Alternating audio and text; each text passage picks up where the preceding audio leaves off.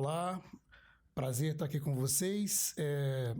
Eu quero agradecer à diretoria da SGORG, em especial ao professor Silvio, pelo convite de estar aqui com vocês para mais um podcast. Eu estou aqui muito bem acompanhado, na presença da doutora Ana Elisa Baião, que é médica obstetra do Instituto Fernandes Figueira. Olá, eu estou aqui também participando, finalmente, desse podcast da SGORG. É um prazer estar aqui. A gente vai discutir um tema que é extremamente importante para a gente, o nosso tema do coração, que é o parto. E eu estou aqui super bem acompanhada pelo Dr. Carlos Eduardo Novaes, que é professor do Departamento de Ginecologia e Obstetrícia da UFRJ. E a gente, Ana, vai tentar falar sobre alguns pontos relacionados à assistência ao trabalho de parto, principalmente baseado nas questões que são tangenciadas ou que são abordadas no manual que foi publicado ano passado, em 2022, pelo Ministério da Saúde, e aí com a participação brilhante dos nossos colegas, o Antônio Braga, o Walter Palles e o Rafael. Então, a gente vai tentar aqui, de certa forma, num bate-papo, abordar esses pontos e, com isso, trazer aí, despertar um pouco o interesse de vocês sobre esse tema. Eu acho que, Ana, que a gente pode começar falando um pouco a respeito da questão da assistência ao trabalho de parto. Eu acho que no último século, a assistência ao trabalho de parto sofreu várias modificações no seu entendimento base, de inicialmente um evento exclusivamente familiar, social, onde as famílias se reuniam nos domicílios para dar assistência àquela gestante, àquela mulher em trabalho de parto, baseado em atitudes relacionadas a parteiras ou curiosas ali da sociedade. Depois de algum tempo, passadas algumas décadas, a gente viveu uma instrumentalização muito grande, do parto, uma questão que foi questionada, que são as atitudes, de certa forma, consideradas por alguns um pouco mais invasivas na assistência ao trabalho de parto e ao parto. E talvez agora, de 2022 para cá, inclusive com essa manifestação do Ministério da Saúde, haja uma tentativa de se chegar a um ponto de equilíbrio entre a diminuição daquilo que poderia ser evitado do ponto de vista tecnicista ou de intervenção em si, mas também não banalizando a assistência ao trabalho de parto, entendendo que ele é um evento médico e, portanto, a presença do médico e a assistência médica baseada em evidências científicas só teria motivos de trazer ganhos para essa gestante, para essa família, para a sociedade e para a comunidade médica como um todo. Então, acho que a gente pode começar a falar, Ana, sobre a questão relacionada a onde o parto deve acontecer, Onde uma paciente hoje, em 2023, deveria procurar ter um parto de qualidade. Sim.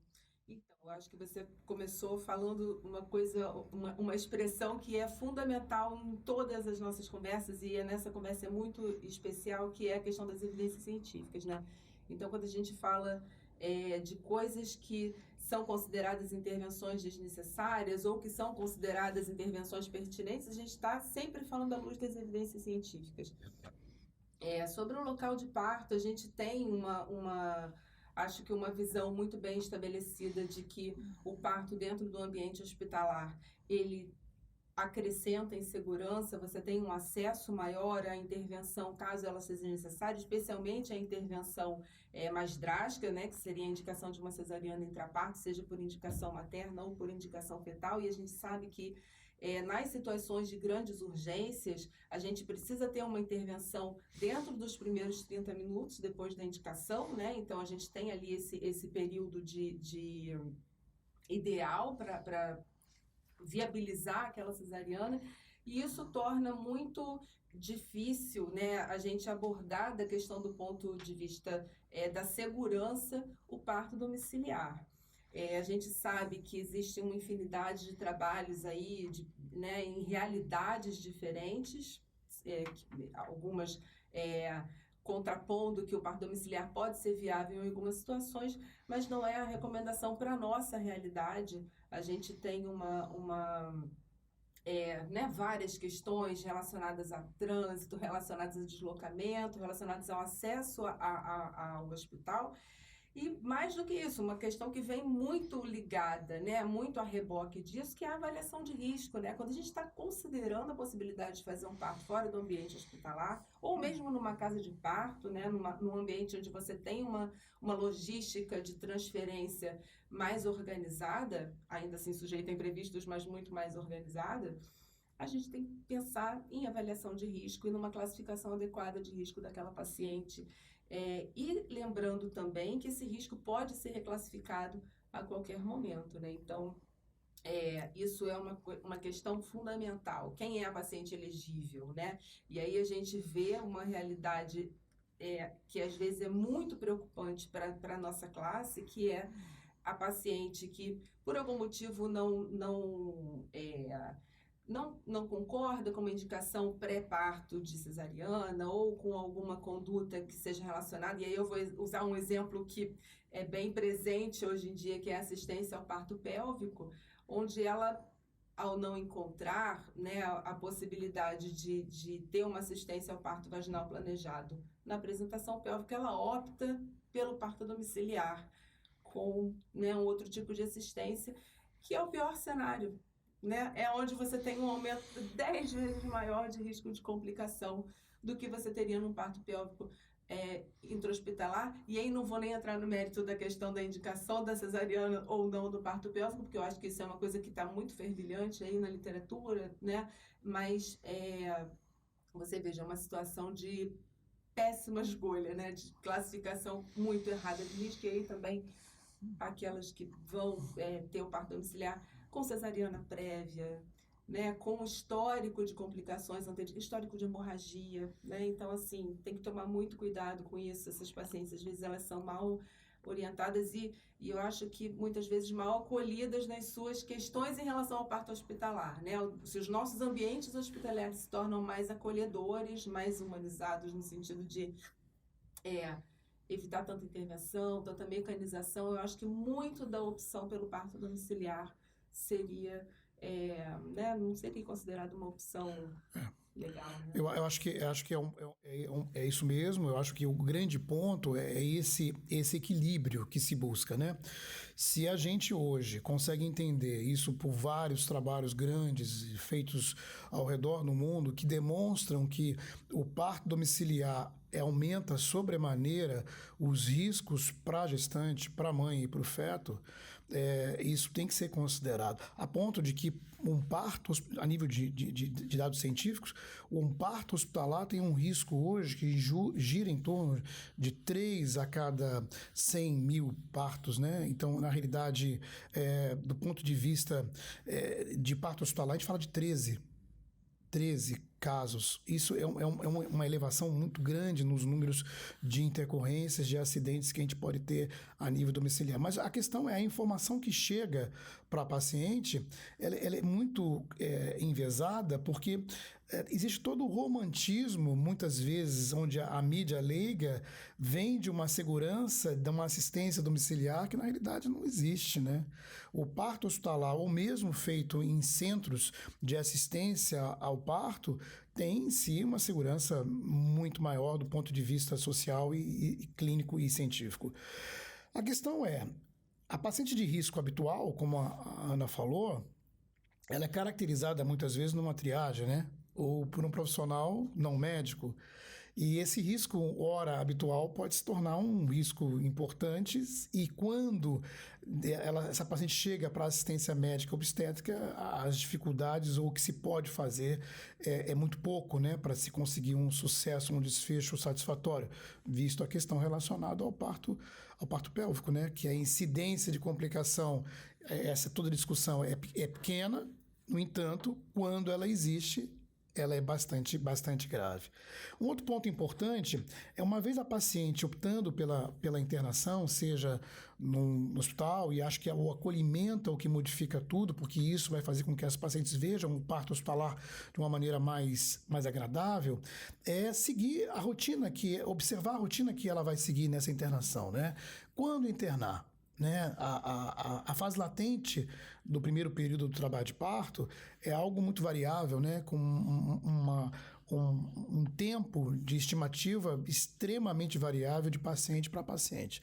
As internações precoces têm uma tendência, isso também baseado nos estudos todos que foram feitos, de se ter intervenções muitas vezes desnecessárias. Por outro lado, a internação tardia pode determinar um atraso no diagnóstico de um risco que já não seja passível de ser corrigido, né? Então, mais uma vez, uma questão de contemporizar, reavaliar e equilibrar essas questões pontuais. Na minha opinião, eu quero ver a sua, Ana, eu acho tão logo a paciente em trabalho de parto clinicamente diagnosticado, né, pelos padrões clássicos da clínica obstétrica, disposta à internação, porque as contrações se tornam dolorosas, angustiantes e já requer, de certa forma, a procura à maternidade e a necessidade de assistência médica, é plausível da sua internação. Mesmo que ela fique no ambiente fora pré-parto, fora o ambiente de observação da segunda fase, da fase ativa do primeiro período do trabalho de parto, mas que ali no ambiente hospitalar ou de um centro de parto, ela possa ter a ajuda e observação regular de profissionais voltados para a sua assistência, como a avaliação dos batimentos cardiofetais, como a avaliação das metrocistos e também os parâmetros relacionados à avaliação da própria gestante, como pressão arterial, temperatura, frequência cardíaca. Qual a sua opinião a respeito? Eu concordo com você. Eu acho que quando a gente pensa em momento de internar, tem duas coisas que a gente tem que levar em consideração. Uma a gente sabe que essas recomendações de internar na fase ativa do trabalho de parto, elas são baseadas no fato de que você, internando antes disso, você aumenta o risco de ter intervenções porque você cria uma expectativa de tempo de evolução que não vai se cumprir na fase latente, né? Então, eu acho que a grande questão da internação muito antecipada é aumentar o risco de internação. Mas a gente sabe que essa é uma recomendação baseada no fato de que, baseada no grupo, né, na população. E isso tem que ser avaliado individualmente, porque quando a gente fala, tem que internar na fase ativa, e aí a OMS vai definir como 5 centímetros, outros vão como 6, o ACOG, né, como 6, outros como 4 centímetros. Isso é a definição da fase ativa do trabalho de parto, que na verdade é arbitrária, porque essa definição é baseada, na verdade, na velocidade de evolução, que você só vai saber retrospectivamente. Então, por isso também tem essa variação entre os guidelines, mas isso não significa que é proibido internar antes. E eu acho que isso é uma coisa muito importante, porque às vezes as pessoas que estão em formação, elas têm, não, a paciente está com 4 centímetros, ela não está com 5, então não vou internar. E a paciente está com muita dor, ela precisa de uma intervenção, ela precisa de uma analgesia. É o contexto, né? Então, assim, eu acho que é isso, você tem que avaliar o quadro como um todo, a facilidade ou dificuldade de acesso daquela paciente, ir e retornar à maternidade, porque a gente vai ver isso. A paciente que é multípara e aí você avaliou, ela está com 3 centímetros, daqui a 2 horas ela está com 8, com 9 centímetros. Então, essa evolução rápida tem que estar na tua cabeça quando você avalia o caso clínico da paciente. E, mais uma vez, avaliação de risco, porque se a gente está pensando em monitorar, e aí também monitorar o feto, né? Nos casos apenas na fase ativa, a gente tem uma recomendação das pacientes de alto risco podem precisar de uma monitoração mais precoce, né? Então, nesses casos, mais atenção ainda para uma internação mais precoce, né? Não com 5 centímetros necessariamente. E falando nisso, uma vez internada, né, muitos colegas perguntam e discutem a respeito de como conduzir essa primeira fase, né, essa fase latente do primeiro período do trabalho de parto. A paciente não precisa ficar restrita ao leito. Ela tem a liberdade de se locomover, por orientações, inclusive de vários trabalhos científicos também, tem a liberdade de se alimentar. Obviamente, é preciso avaliar o que vai ser oferecido de alimentação para essa paciente.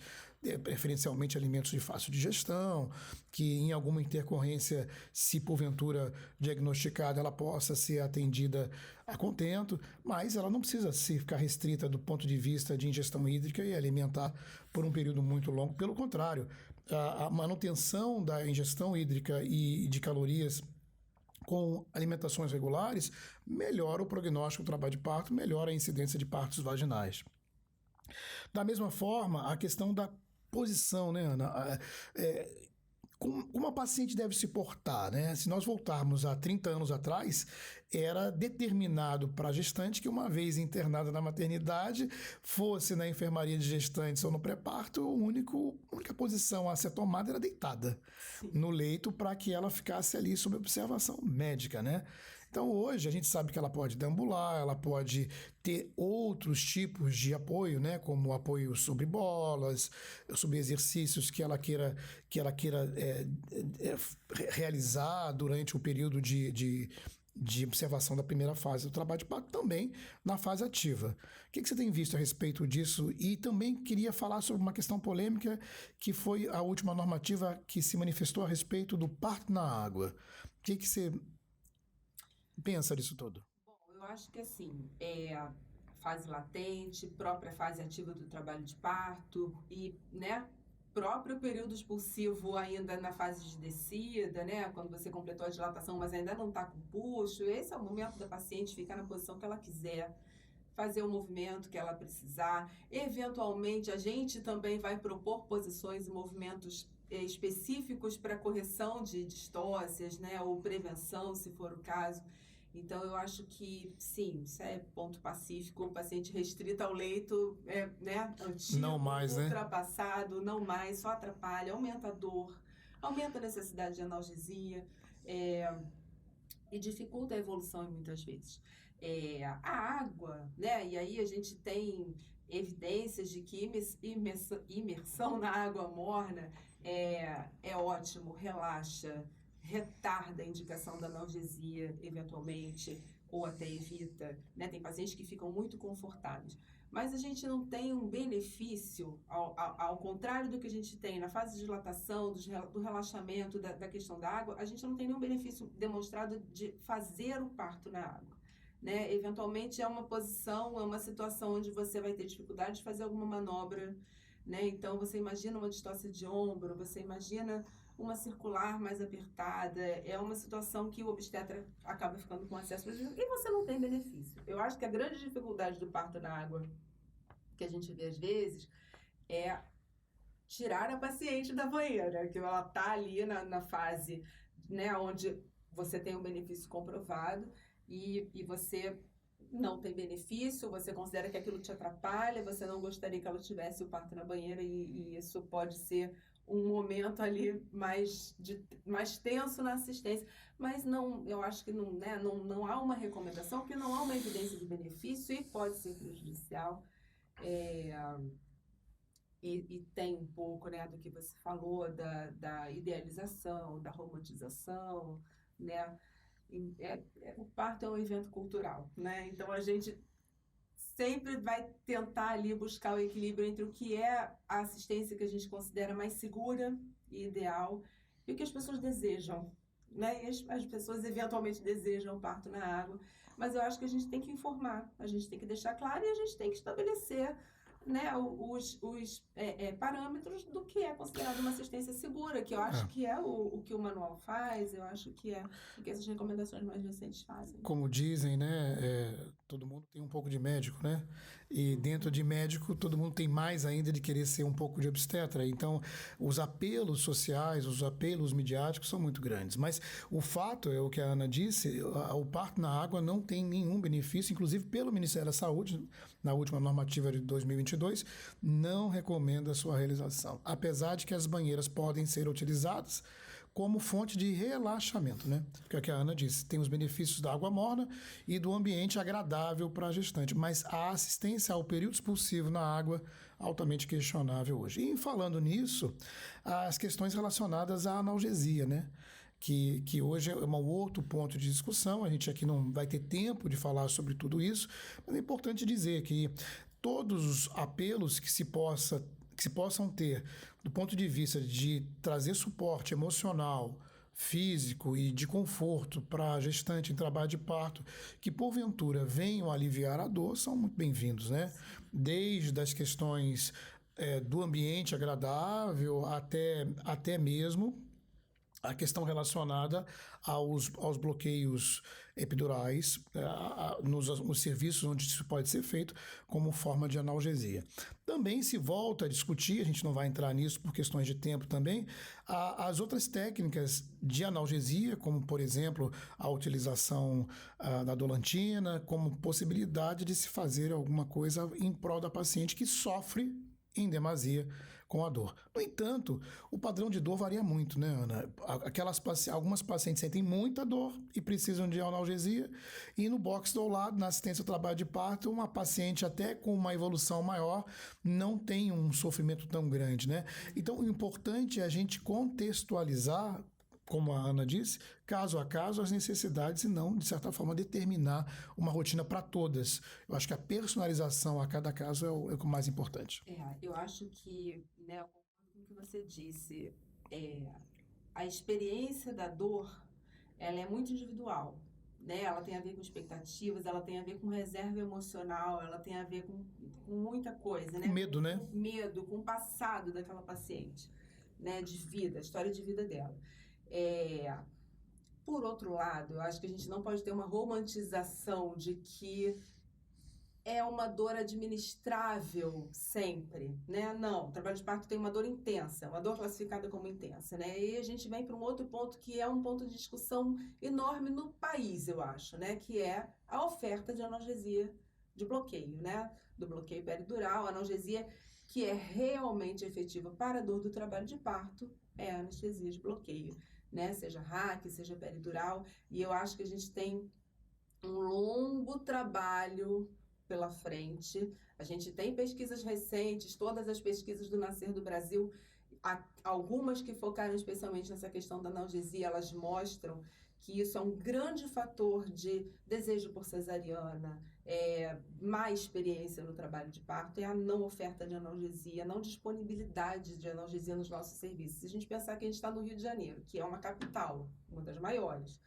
e a gente tem uma oferta que é muito aquém. Muito baixa. Muito aquém muito baixa. No serviço público. Você imagina nos centros menores, que eventualmente você não tem nenhum anestesista de plantão para indicar uma cesariana de emergência, que dirá uma analgesia de trabalho de parto. Então, assim, eu acho que isso é uma coisa muito fundamental para os nossos governos pensarem nessa oferta e até na nossa formação. A gente, obstetra, ter na nossa formação a experiência, porque uma vez que não tem no serviço, o obstetra não se forma sabendo fazer parto com analgesia. Ele tem medo, ele acha que não vai evoluir, ele acha que vai atrapalhar, e aí ele também deixa de ofertar um alívio eficaz para a dor, né? E você tem a questão da própria formação dos anestesistas também, que não se formam sensibilizados para a importância que isso tem, porque eu acho muito triste.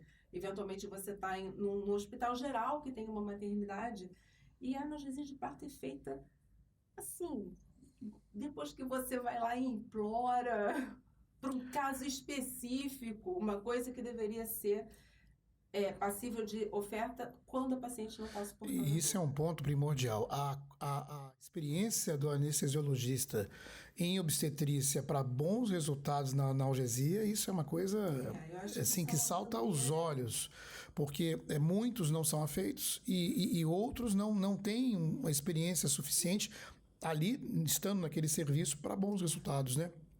E isso acaba gerando uma certa angústia e alguns resultados em alguns trabalhos científicos que também acabam falando contra a analgesia, mas os benefícios, como a Ana falou, são grandes. Porque se nós olharmos os trabalhos que avaliam a questão da ansiedade e das pacientes que foram avaliadas posteriormente ao parto e declaram as suas experiências negativas, essas revisões, inclusive, fazem parte do manual do Ministério da Saúde, o que demonstram os trabalhos que quando as pacientes manifestam espontaneamente as suas experiências negativas, a grande maioria delas coloca como a mais negativa a dor. Sim. Se ela não teve um insucesso obstétrico, do ponto de vista de alguma falha que gerou uma insatisfação ou uma tragédia, a dor é o que marcou.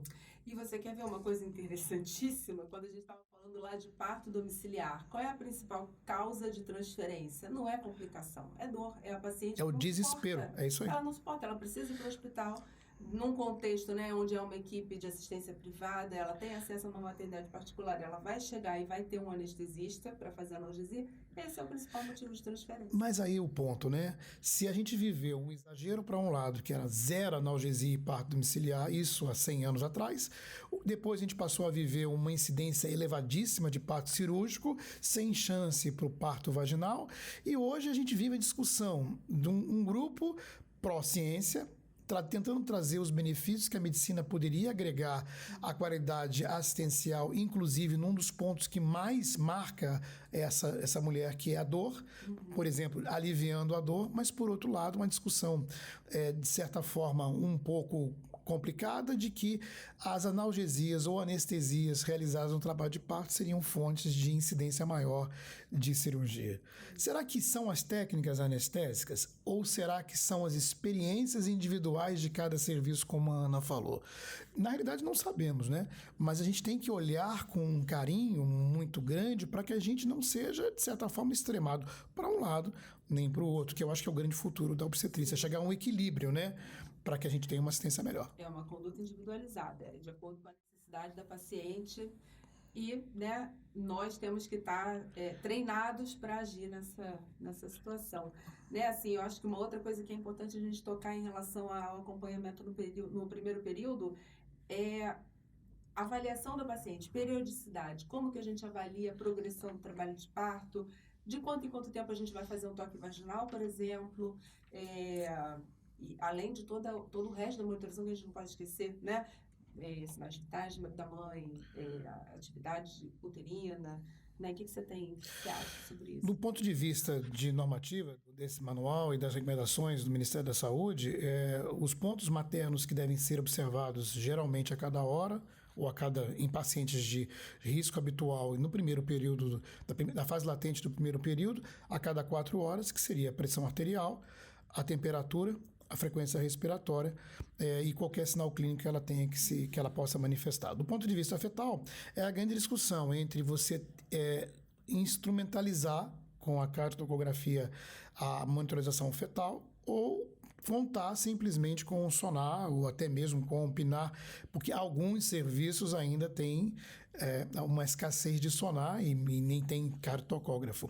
Os estudos mostram que na primeira fase, né, na fase latente da primeira fase do trabalho de parto, não tem diferença nos resultados, né? Você tendo uma boa ausculta com sonar, realizada durante a contração e logo após, por um período um pouco maior, e você realizar de rotina a cardiotocografia, não mostrou diferenças nesse período. A grande discussão vem se você faz a cardiotocografia durante a fase ativa do trabalho de parto ou não. Em pacientes com risco habitual, os estudos mostram que não há necessidade, porque não se observou benefício sobre a ausculta regular, principalmente no final da fase ativa, a cada 30 minutos com sonar, onde o obstetra experiente é capaz de ter uma observação e diagnóstico das alterações em tempo. Um medo muito grande que eu escuto dos colegas, Ana, é a documentação, né? A monitorização através da cardiotocografia, a fim de impedir demandas de questionamento judicial, caso isso venha a ter um desfecho negativo. Alguns estudos também se manifestaram sobre isso e disseram que, em si, os traçados não defenderam os colegas ou não ajudaram praticamente em nada, fora nos casos gritantes que tanto a CTG quanto a ausculta com sonar teriam feito o diagnóstico de qualquer forma, né? E seguindo então, Ana, acho que a gente pode falar um pouco da questão relacionada ao secundamento, né? Que hoje a tendência é se ter cuidados na assistência também à dectação, onde a gente tem uma postura ativa, né? Ou seja, hoje é consenso a utilização da ocitocina intramuscular 10 unidades logo após a expulsão do feto, a fim de você diminuir o sangramento do pós-parto imediato, facilitar o desprendimento da placenta e o secundamento, né? Por outro lado, a gente não faz de rotina a manobra compressiva fixa de fundo uterino na fase do secundamento de rotina para desprender placenta. E aí, o que você acha disso?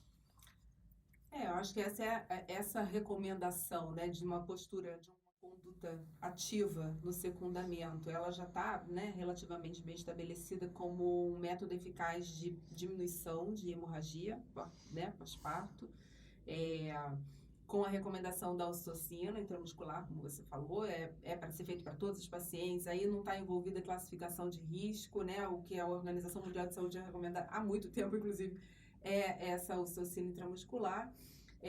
Aquelas outras manobras, né? Tração controlada do cordão, massagem uterina, elas não têm uma evidência de benefício, então você pode não fazer, especialmente a massagem. A gente tem hoje aquela questão o clampeamento precoce era uma das recomendações do manejo ativo, né? E aí, quando se passou a ver os benefícios do clampeamento oportuno, isso voltou, né? Eles voltaram um pouco atrás com isso. E hoje em dia, a gente, né? Qual é o benefício de você não clampear precocemente o cordão? Você permitir que aquele volume de sangue fetal que está retido ali na placenta escoe para o feto. E isso a gente sabe que vai ter efeitos a médio prazo, né, de redução de anemia ali em torno de 6 meses de vida. Esse é o principal objetivo.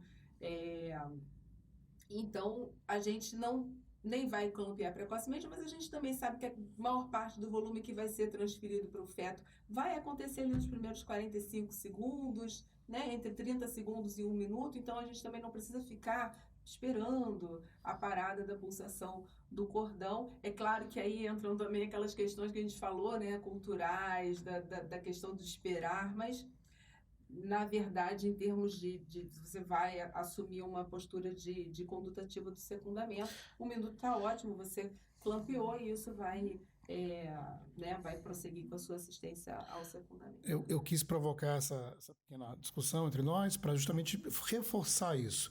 O consenso do clampeamento do cordão após 60 segundos, né? Os benefícios para o recém-nascido, sem nenhum malefício para a mãe, porque alguns colegas tinham muito receio, né? A necessidade de clampear logo, de que a placenta saísse logo, de uma situação, né, quase de distração manual em todas as pacientes. Não. Aguardar o secundamento, aguardar o desprendimento, realizar a ocitocina intramuscular em todos os pacientes, inclusive de risco habitual, sempre lembrando que, se possível, os 60 segundos de espera para clampeamento trazem benefícios para a criança. E, por fim, né, falar a questão do aleitamento, do contato pele a pele, que preferencialmente, né, todas as pacientes, sempre que possível, que estejam em condições, que o aleitamento após primeira hora após nascimento seja estimulado, seja apoiado, seja de certa forma oferecido para a paciente, né? Porque a gente fica muito com o peso, né, Ana, de que a instrumentalização do parto é uma coisa só do obstetra, mas não é. Quando a gente fala do parto, a gente tem que pensar na atitude, na assistência do neonatologista, na atitude, na assistência que nós já falamos um pouquinho do anestesiologista, né? É uma equipe e isso tudo entra nessa instrumentalização, né? E às vezes o neonatologista também se esquece desse momento. A criança estando bem, ele não precisa levar a criança com ele e tirar esse momento. A primeira hora de ouro está aí em todos os processos de estimulação e de recomendação, né? Então, acho que é um dos pontos que a gente tinha também que deixar aqui exposto. Bom, eu acho que a gente ficaria aqui por horas conversando. Eu tenho certeza que os colegas devem ter percebido que nós tentamos estimular o raciocínio, estimular a curiosidade, a reavaliar, a contrapor as questões que a gente faz no dia a dia, de certa forma, tentando uma melhoria assistencial para nossas pacientes e para o nosso exercício, para o exercício da especialidade. A gente não conseguiu se aprofundar em tudo, ou em quase nada, né? Por conta do tempo, mas fica aí, né, Ana, o nosso estímulo para que os colegas reflitam, repensem. Vale a pena ler o manual de recomendações escrito ano passado e publicado pelo Ministério da Saúde. E é isso. É isso, né, gente? Parto é uma coisa linda, né? Parto é o motivo pelo qual nós viramos obstetras. E então, assim, é um mundo de estudos. A gente tem tudo que é novo de evidência saindo em relação à assistência ao trabalho de parto. A gente tem todo um conhecimento clássico de obstetrícia que não pode ser esquecido, né? Isso aí. O entendimento do que é o mecanismo do parto, o mecanismo do parto nas variedades de posição. Isso é uma coisa que eu bato muito com os residentes, né? Eu sou supervisora de residência, então muito importante. Você tem que, né, a gente vai focar nas recomendações de acompanhamento, os diagnósticos, as coisas, né, as evidências para assistência ao trabalho de parto, mas a gente tem que ter conhecimento, a gente não pode esquecer isso está na base da formação do obstetra, né, como que acontece, né, aquela coisa linda que é o parto e que a gente tem que cuidar da segurança, né, é um processo fisiológico. Então, na grande maioria das vezes, nas pacientes de baixo risco, a gente não vai ter necessidade de intervenção, mas a gente tem que estar vigilante. A gente tem que estar sabendo o que está acontecendo. A gente tem que intervir no momento apropriado ou simplesmente observar para que ela tenha a melhor experiência possível dentro de um processo fisiológico, né? Não tem cabimento você ter um trabalho de parto que evolua bem, um parto normal, e a pessoa ter uma má experiência. Então, a gente tem que cuidar de tudo, né? Desde o normal até a intervenção oportuna. Lembrando que o bem-estar materno é importantíssimo, mas está ali nesse contexto a possibilidade de um nascimento em qualidades, em condições perfeitas, que vai ser determinante, né, positivamente ou negativamente para o resto da vida daquele ser que vai nascer. Exatamente. É isso aí. Muito obrigado mais uma vez, parabéns à SGORG pela iniciativa e até a próxima. E até a próxima.